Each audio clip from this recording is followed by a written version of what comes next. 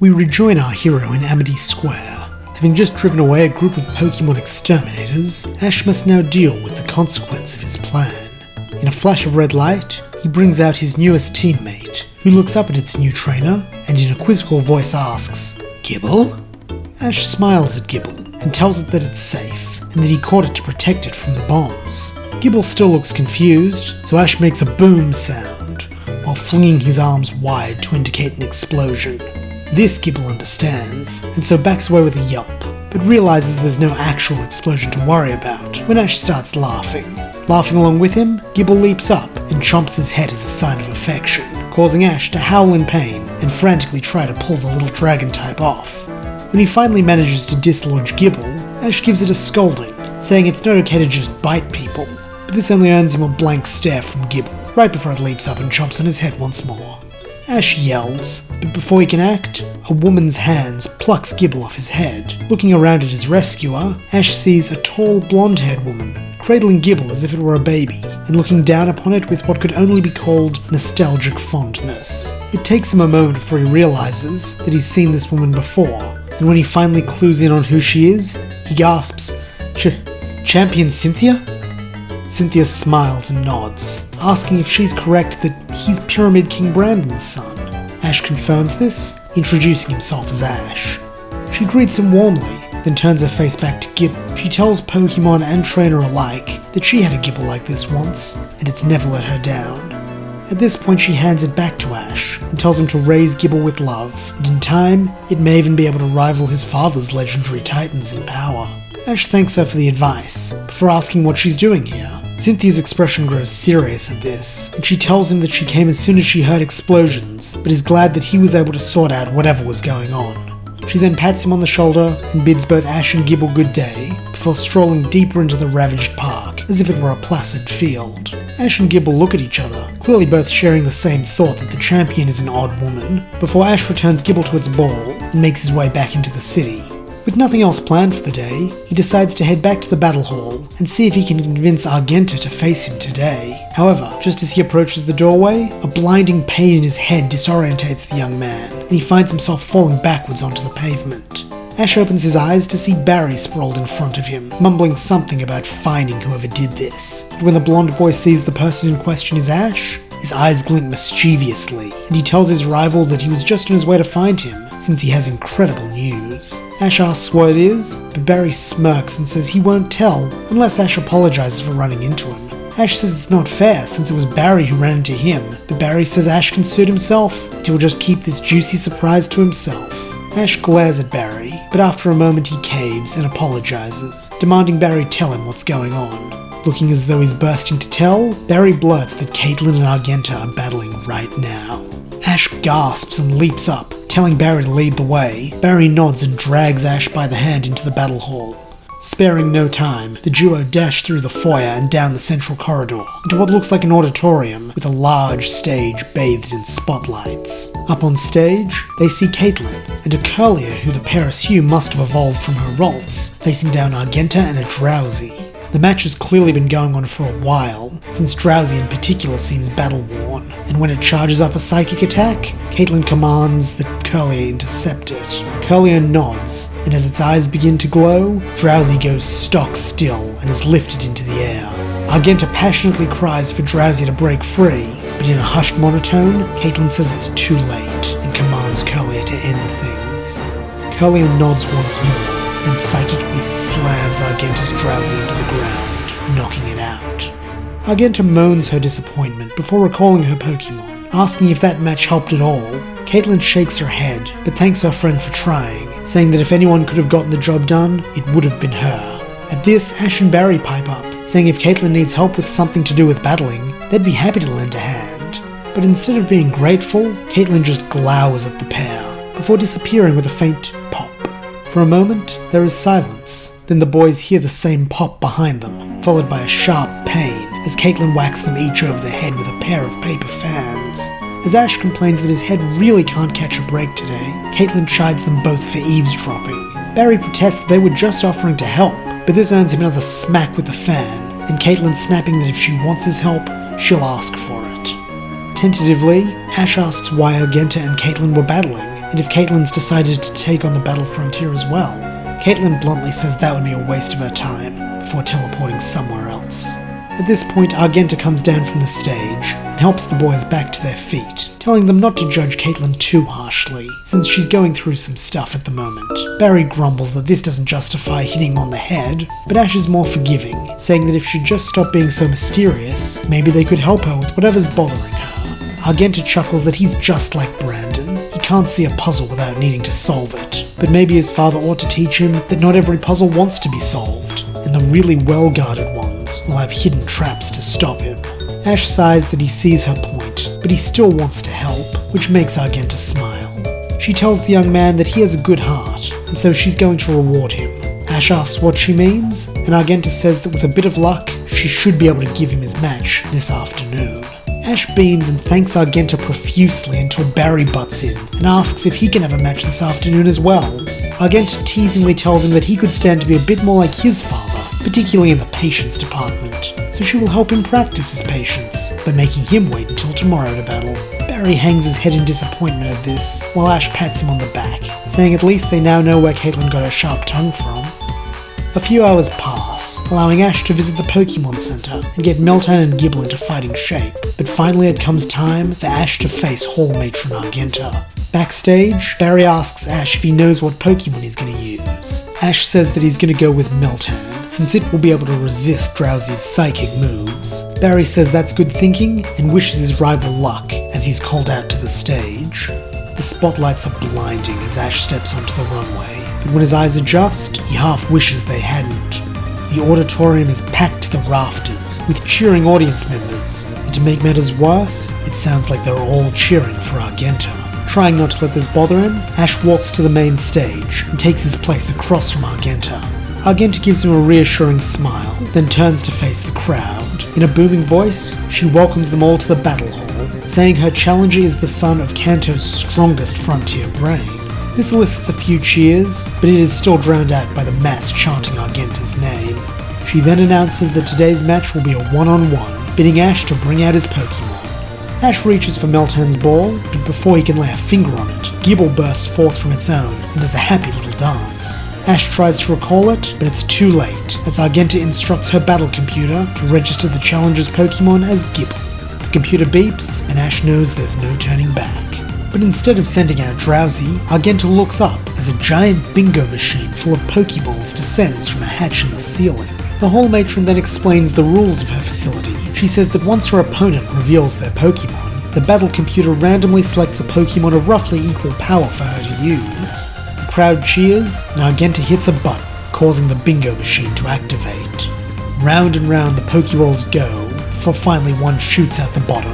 Argenta catches it, then says that before she sends out her partner, there is one more rule she would like to share with her challenger. She says there are 3 ways a battle can end in the battle hall. If one side surrenders, their Pokemon falls unconscious, or a Pokemon falls off stage.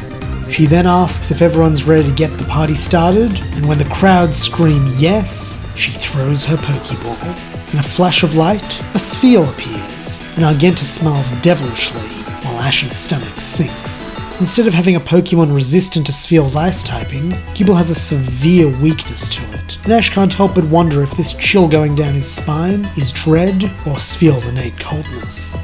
Argenta starts off the battle by calling for a hail, which chills the room further as hailstones pelt down on the stage. This doesn't seem to bother Sphere, but Gible doesn't like this at all, screeching and trying unsuccessfully to shield its head with its hands. Argenta coos that it looks like Gible's already struggling, and maybe Ash should remember the first rule of the battle and surrender. Ash says there's no way, and even Gible yaps determinedly. Argenta says to have it their way then, and calls for an ice ball.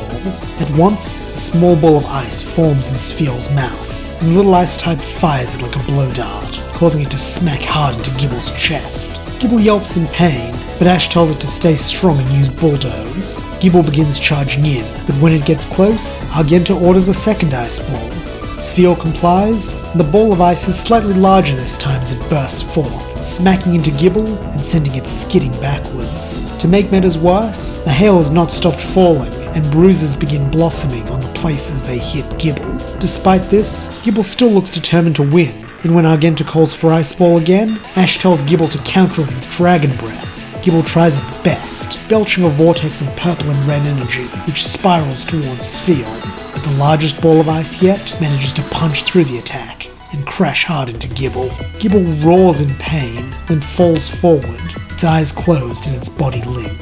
Ash hangs his head, ready to accept defeat, but just as the referee raises a flag to declare Gible unconscious, the rotund dragon-type's eyes burst open, and it growls fiercely.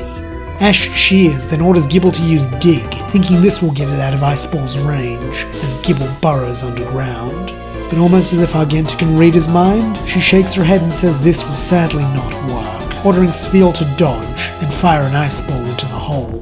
Sphere rolls with surprising speed to the mouth of the hole, and when Gible pops out the other side, it fires an Ice Ball that seems to gain more power by rolling. The ball hits Gible from behind and sends it sliding onto its stomach towards the edge of the stage. Ash begs it to hold on, and by the tips of its claws it manages to. Argenta praises their spirit, but says no Pokemon has ever managed to withstand Sphere's 5th consecutive Ice Ball, and that she hopes he and Gible will challenge them again someday. She then has Sphere launch its final Ice Ball, which is now much larger than the Pokemon itself. The ball flies like a cannonball, and Ash yells for his Pokemon to dodge, but all poor Gible can do is scream in terror. And by some miracle, this proves to be the perfect countermeasure. With its giant mouth agape, the Ice Ball manages to get lodged in there, negating the damage entirely.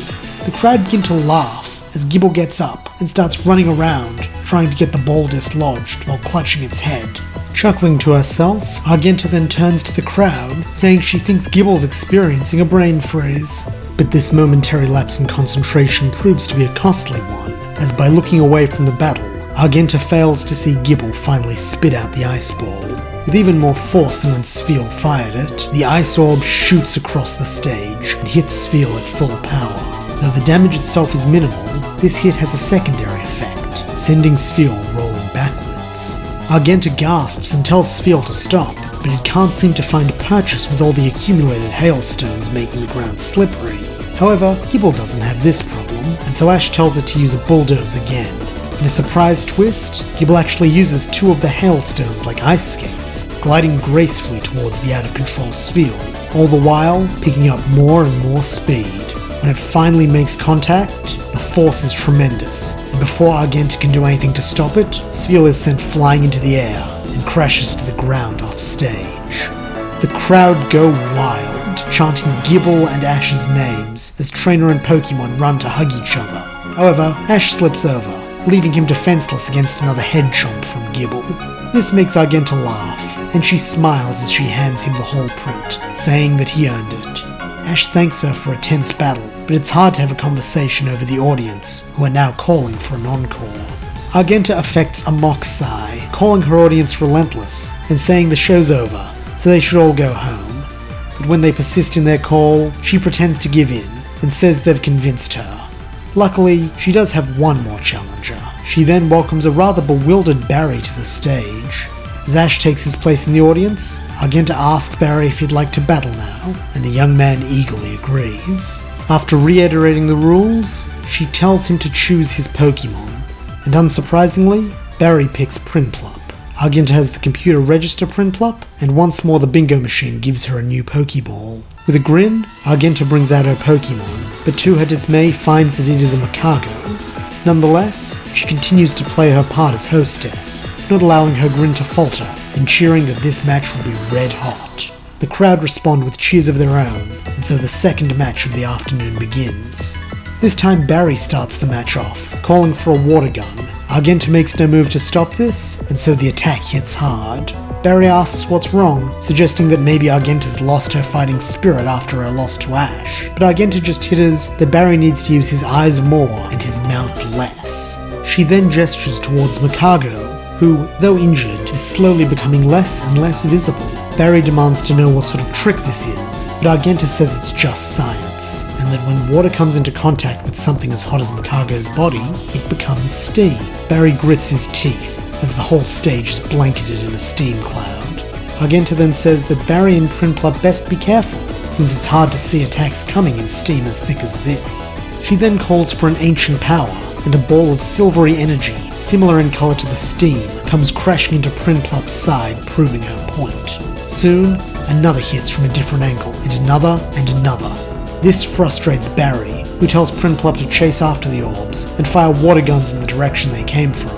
Prinplup does as it's told, but there is no cry from Makago to indicate that any of the attacks are successful. However, as more and more water guns are fired, the steam slowly begins to dissipate, making Barry grin and say that Argenta's luck has run out. But this doesn't seem to faze Argenta, and when her face once more becomes visible through the haze, she grins as well, and tells Barry that another danger of steam is that it's hard to see where you're walking, and so it's wise to proceed with caution. Almost on cue, the last of the steam fades away, and Barry lets out a yelp as he sees Prinplup standing on the very edge of the stage, with Makago directly behind it. It only takes a tiny nudge from Makago to send Prinplup toppling over the edge, but Barry isn't one to take defeat lying down, so tells Prinplup to latch onto the side of the stage with Metal Claw. Prinplup digs its claw in and comes skidding to a stop, bare millimeters off the ground. The crowd gasp like they're a single entity, and then a cheer goes up, calling for Prinplup to get back in the fight. The prideful penguin feeds on this praise, and so springs back into action, landing back on the stage and blasting Makago with a water gun on the back of its shell. This causes it to howl in pain, but to Barry's surprise, does not create another steam cloud.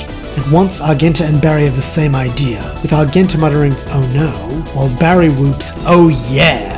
He then tells Prinplup to use a full-power water gun on the shell. At this close range, it can't help but hit, and Makago flails perilously close to the edge as it tries to avoid the quad-effective move. Barry calls for Prinplup to do this again and wrap things up, but over the show-off, Prinplup feels that a simple water gun knockout would be insufficient. So instead, as it sprays Makago's shell with water, it also rushes the fire rock type. With a shoulder charge, both Pokemon go off the edge. No one breathes for a moment, then Prinplup body presses Makago, landing on top of it and securing the victory. This brings the crowd's frenzy to a boiling point, and their cheers threaten to shake the very foundations of the battle hall. It takes several attempts from Argenta to calm them, and when she finally manages to get things under control, she ruefully comments that it's rare that she ends a day 0 for 2, but that it just proves the skill of these young up-and-comers. She then hands Barry his hall print and calls Ash and Gible back on stage so they may all take a bow together. Later that evening, back in Argenta's apartment, the boys are having a playful argument over whose match was better, until they hear a faint pop in the other room. Running in, they see Caitlin holding 4 ice cream cones. She hands one each to Ash and Barry, saying she got them Castelia cones to celebrate their win. Barry happily accepts, but Ash interjects that he thought Castelia City was in the Unova region. Caitlin nonchalantly says that it is, causing the boys' mouths to fall open. Caitlin chides them to stop staring and eat their ice creams before they melt, with Argenta telling them to listen to her before she claims the 4th cone. She then adds that she had a lot of fun battling them today, but she noticed a key area they each need to improve on. For Ash and Gible, they need to become more familiar with each other, so they can respond to each other's needs without having to spell everything out. While for Barry it's the opposite.